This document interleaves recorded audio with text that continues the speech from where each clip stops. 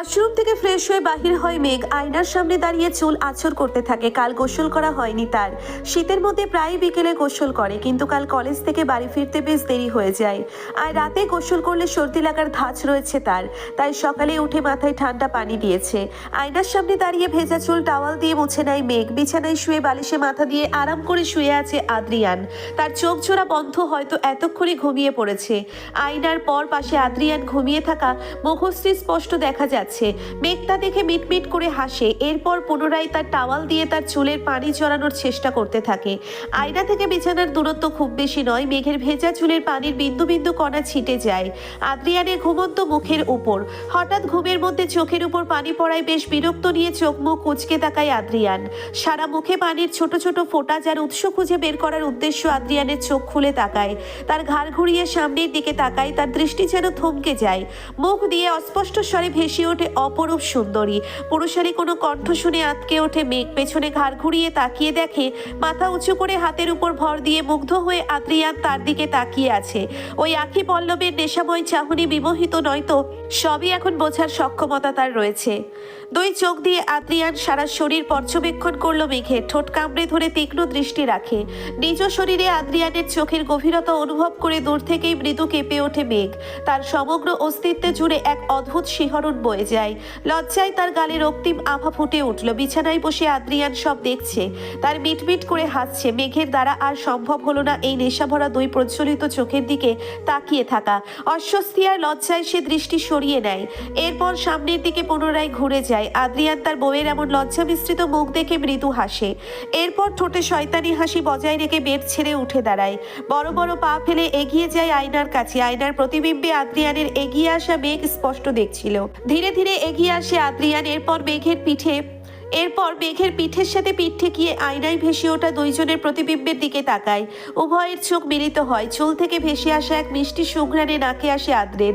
সে যেন এক ঘোরের মধ্যে চলে যায়। তার মনের মধ্যে থাকা সুপ্ত বাসনার বহিঃপ্রকাশ ঘটায়। বাহুদয় ধরে শক্ত করে চেপে ধরে নিজের সাথে মিশিয়ে দেয় মেঘের শরীর। নরম মসৃণ মেঘের শরীর তার বুকের সাথে মিশে যাওয়ার সাথে সাথেই তার মধ্যে এক অদ্ভুত উন্মাদনার সৃষ্টি হয়। নিজ ইচ্ছে বা বাসনার উপর নিয়ন্ত্রণ হারায় আদ্রিয়ান। মেঘের পরনে সাদা রঙের কামিজ ছিল। গলা বেশ ছোট, কিন্তু পিঠের অংশে হালকা ফাঁকা, সুতির ফিতে দিয়ে নকশা করা, যার উপর দৃষ্টি যায় আদ্রিয়ানের। উন্মুক্ত পিঠের উপর জমে থাকা বিন্দু বিন্দু পানির ফোঁটার দিকে তাকিয়ে শুকনো ঢোক গেলে আদ্রিয়ান। এমন অবস্থায় নিজেকে নিয়ন্ত্রণ করা বড্ড দায়ী হয়ে যাচ্ছে তার। মেঘের এমন মোহনীয় রূপের মায়ায় অতল গহীনে হারিয়ে যাচ্ছে সে। ভীষণ লোভ হচ্ছে একবার ছুঁয়ে দিতে মেঘকে, কিন্তু কোনো কিন্তু নয়। মেঘ তার স্ত্রী, সম্পূর্ণ বৈধতার জন্য। নিজ বিবাহিত স্ত্রীকে স্পর্শ করা অন্যায় বা পাপ নয়। তবুও একবার আদ্রিয়ান তাকায় আয়নার দিকে মেঘের অবস্থা পরখ করার জন্য। ভয় লজ্জায় আড়ষ্ট হয়ে চোখ মুখ খিচে বন্ধ করে রেখেছে মেঘ। আদ্রিয়ানের ঠোঁটের কোণে মৃদু হাসি ফুটে ওঠে। মনের সাথে যুদ্ধে পরাজিত হয়ে খুব সাহস দেখিয়ে তার বাম হাত এগিয়ে ছুঁয়ে দেয় মেঘের বাহুদয়। জামা কাপড় শক্ত করে চেপে ধরে মেঘ। তার শরীর থরথর করে কেঁপে ওঠে। জামার পেছনের ফাঁকা অংশে খোলা পিঠে জমে থাকা পানির বিন্দু ফোঁটার উপর বৃদ্ধ আঙ্গুল ছোঁয়ায় আদ্রিয়ান। এরপর মেঘের কোমর পেঁচিয়ে ধরে শক্ত হাতে নিজ শরীরের বাঁধনে আবদ্ধ করে নেয়। কাঁধে কুঁকড়ে হয়ে থাকা মেঘের ভেজা চুল সরিয়ে দেয় এক হাতে। ফর্সা ধবধবে মসৃণ ত্বক ভেসে ওঠে। সেখানে আঙ্গুল ছোঁয়ায় আদ্রিয়ান। কিছুক্ষণ তার হাত কাঁধ থেকে পিঠ বরাবর নিচরণ করায়। এরপর মাথা নিচু করে মেঘের পিঠে ঠোঁট ছুঁয়ে দিবে।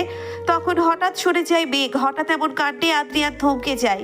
মেঘ জড়তা ভরা কণ্ঠে কেঁপে কেঁপে বলে ওঠে, আদ্রিয়ান, আপনি ফ্রেশ হয়ে আসেন, আমি রান্নাঘরে গেলাম। মেঘ তার কথা বলা শেষ করার আগেই এক প্রকার দৌড়ে রুম থেকে বের হয়ে যায়।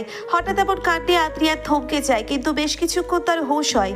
কিন্তু আদ্রিয়ান রাগ করে না মেঘের উপর, বরং সে শব্দ করে হেসে ওঠে আর আনমনে বলে ওঠে, লাজুক মেঘ বালিকা। রান্নাঘরে কোমরে ওড়না গুজে হাতে খুন্তি নিয়ে গৃহিণীর মতো রান্না করছে মেঘ। তার সম্পূর্ণ মনোযোগ এখন চুলায় বসানো গরম পানিতে থাকা আধ সিদ্ধ ডিমের উপর। সকালের নাস্তায় পাউরুটি, ডিম আর সাধারণ ফলমূল থাকবে। আজ সাপ্তাহিক ছুটির দিন, কলেজ বন্ধ। দ্রুত রান্না শেষ করে ঘরের প্রয়োজনীয় কাজ সম্পন্ন করার পরিকল্পনা রয়েছে মেঘের। প্রায় 5 মিনিট পর ডিম সিদ্ধ হয়ে যায়। চুলা থেকে কড়াই নামায়, তারপর পাত্রে ঠান্ডা পানি দিয়ে সিদ্ধ ডিমের খোসা ছাড়ান শুরু করে মেঘ। সকালে ঘুম থেকে উঠে ওয়াশরুম থেকে ফ্রেশ হয়ে বের হয় আদ্রিয়ান। খুব জোর ক্ষুধা লাগছে তার। রাতে খুব সাধারণ খাবার খেয়েছিল। গায়ে নীল রঙের গেঞ্জি আর তার সাথে পাতলা চাদর জড়িয়ে নিচে যাওয়ার উদ্দেশ্যে রুম থেকে বের হয় আদ্রিয়ান। সিঁড়ি দিয়ে বড় বড় পা ফেলে ড্রয়িং রুমের কাছে এগিয়ে যায়। টেবিলের মাঝে ফলমূল সাজিয়ে রাখা হয়েছে, যা দেখে আদ্রিয়ান মুচকি হাসে। এরপর রান্নাঘরে যায়। পিছন থেকে কোমর পেঁচিয়ে ধরে শক্ত করে জড়িয়ে ধরে মেঘকে। এরপর তার খোপা চুলে মুখ গুজে দেয়। হঠাৎ এমন জড়িয়ে ধরায় মেঘ এইবার ভয় হয় না, বরং সে মৃদু হাসে। হাতে থাকা ডিমের খোসা ছাড়ানো অবস্থায় সাধারণ কণ্ঠে বলে, আদ্রিয়ান আপনার কি ক্ষুধা লাগছে? টেবিলে গিয়ে বসুন, আমি ডিম সিদ্ধ আর পাউরুটি নিয়ে আসছি। মেঘের কথা শুনে আদ্রিয়ান সরে যায়নি, বরং শক্ত বাঁধনে জড়িয়ে ধরলো। এরপর কানের কাছে ঠোঁট ঠেকিয়ে বাচ্চা সুলভ কণ্ঠে বলে ওঠে, বউ খুব ক্ষুধা লাগছে, কিন্তু আমি এখনই টেবিলে যেতে চাই না, আর একটু সময় তোমায় জড়িয়ে ধরে রাখতে চাই। বাচ্চা সুলভ কণ্ঠে আদ্রিয়ানের এমন আবদার শুনে ফিক করে হেসে ওঠে মেঘ। ডিমের খোসা ছাড়ানো শেষ, 2 খণ্ড করে মাছ বরাবর করে কেটে কাচের প্লেটে সাজিয়ে রাখে। এরপর ওভেনে পাউরুটি গরম করে আদ্রিয়ান হাতের বাঁধন সামান্য আগলা করে পাশের টেবিলে বসে পাউরুটি 1 খণ্ড মুখে নিয়ে খেতে থাকে। হঠাৎ তার মাথায় এক দুষ্টু বুদ্ধির উদয় হয়। মুখে চিবোনো অর্ধেক পাউরুটি মেঘের দিকে ইশারা করে বলে, বউ পাউরুটি খাও। মেঘ উপরে তাকিয়ে যখন হাত বাড়িয়ে আদ্রিয়ানের ঠোঁট থেকে পাউরুটি নিতে যাবে, তখন বাড়ন্ত হাত সরিয়ে বাধা দেয় আদ্রিয়ান। এরপর ঠোঁট দিয়ে ইশারা করে বলে, ঠোঁট দিয়ে নাও। কড়া চোখে তাকায় মেঘ। ঠোঁটের কোণে বাঁকা হাসি ফুটে ওঠে আদ্রিয়ানের। বেশ আগ্রহ নিয়ে তাকিয়ে থাকে আদ্রিয়ান। মেঘ মৃদু হেসে মাথা উঁচু করে এগিয়ে গিয়ে ঠোঁটে থাকা পাউরুটির উপর কামড় বসায়। উভয়ই 2 পাশ থেকে একটু একটু করে খেয়ে এগিয়ে আসে। পাউরুটির সামান্য অংশ যখন বাকি থাকে তাদের দুইজনের ঠোঁট ছুঁয়ে যাওয়ার খুব কাছাকাছি সময়, তখন হঠাৎ মেঘ দূরে সরে আসে আর বলে, পাউরুটি খাওয়া শেষ।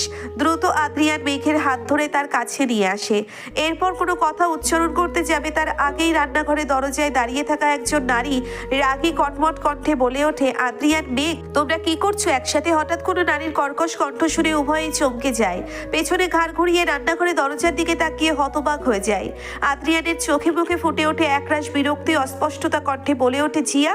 রান্নাঘরের দরজায় হাত মুষ্টিবদ্ধ করে দাঁত কটমট করে দাঁড়িয়ে আছে জিয়া। রাগের শরীর তার তীর তীর করে কাঁপছে। তীক্ষ্ণ দৃষ্টি দূরে দাঁড়িয়ে থাকা 2 জন ব্যক্তিকে পর্যবেক্ষণ করছে তার 2 চোখ।